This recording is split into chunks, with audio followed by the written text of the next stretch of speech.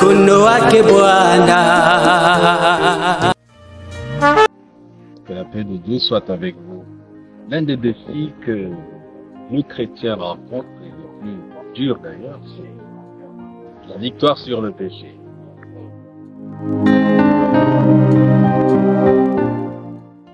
Comment changer? Beaucoup de foyers sont divisés. Plusieurs fois, le mari a tenté de changer l'épouse de changer le mari, et des remarques du genre « on s'est toujours dit, et tu ne changes jamais ».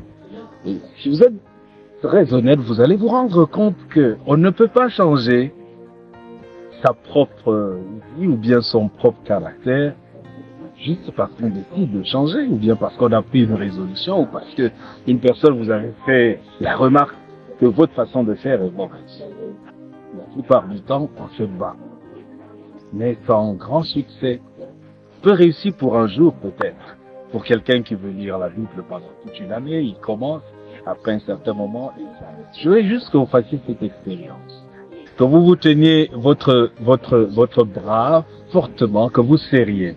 Est-ce que vous pouvez maintenir la pression de la main droite sur le bras gauche pendant plus de 5, 10, 15, 20 minutes, sans que l'intensité ne puisse diminuer? Non, c'est pas possible. Donc, à l'image de ce geste, l'être humain aura beau essayer de changer, il lui faut un agent extérieur pour l'aider à surmonter ses défauts et ses peurs. C'est pour cette raison que Jésus parle à ses disciples et il leur dit, et il s'adresse à nous. Dans Jean 15, verset 5, « Sans moi, vous ne pouvez rien faire. » Si nous ne comptons pas sur Dieu pour remporter une complète victoire, alors nous aurons beaucoup de défis. Il y a une chose qui se passe dans la vie du chrétien qui a compris ce secret. Le secret pour une vie victorieuse sur le péché, pour une transformation radicale, c'est l'abandon. L'abandon ou encore une capitulation complète de la volonté entre les mains de Dieu, qui par l'agent puissant, le Saint-Esprit, vient dans notre cœur et actionne en nous la transformation dont nous avons besoin. Chaque jour, nous nous efforçons de faire certaines choses. Nous parlons des efforts délibérés. Mais quand le Saint-Esprit vient en nous, il produit ce qu'on appelle des efforts spontanés. Les efforts spontanés, vous allez le remarquer, quand on est en situation de danger, comme cet homme qui avait des difficultés à bouger et qui s'est retrouvé à grimper sur un arbre pendant la nuit parce qu'il était pourchassé par une hyène, alors vous aurez des difficultés à redescendre parce qu'il a eu ces difficultés justement puisqu'il n'y avait plus de danger. On lui demande de redescendre de l'arbre épineux. Il se plaignait de ce qu'il y avait des épines qui faisaient ci, qui faisaient ça. Mais quand on avait mis le feu à l'arbre, il est descendu. Il ne savait pas trop comment. Alors là, ça veut dire simplement que le Saint-Esprit, quand il vient à nous, il rend les choses faciles. C'est pour cette raison que je voudrais vous inviter, vous qui avez fait tant d'efforts pour changer ou pour changer l'autre, la solution ne se trouvera jamais dans les efforts délibérés que nous produisons, mais dans les efforts spontanés que le Saint-Esprit produit en chacun d'entre nous. C'est pour cette raison que l'apôtre Paul pourra dire simplement « Je puis tout par celui qui me fortifie ». Vous voyez qu'il y a toujours cette relation-là avec la puissance du Saint-Esprit. Et si vous êtes sous la puissance et la manipulation des démons, là encore le secret pour la victoire se trouve dans l'abandon. Dans Jacques chapitre 4 verset 7, la Bible dit « Soumettez-vous donc à Dieu, résistez au diable et il fuira loin de vous ».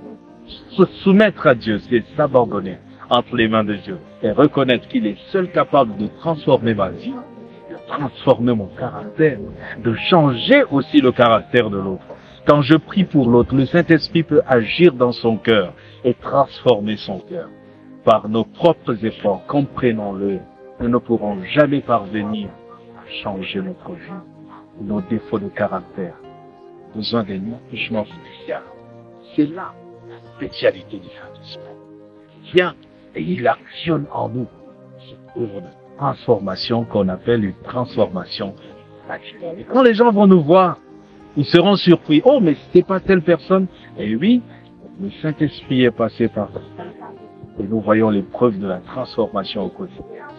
Que le Seigneur vous aide et nous aide chaque jour à nous abandonner.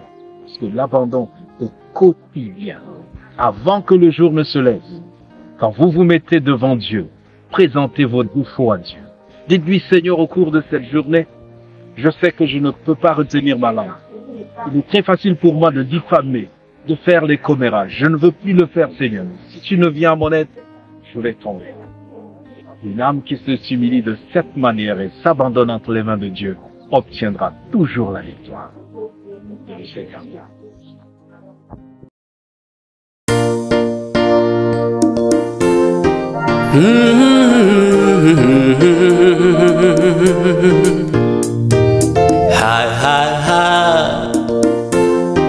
Tumeuona mkono wake Bwana,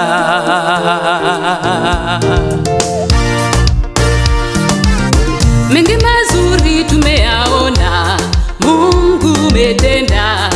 Ni kweli wewe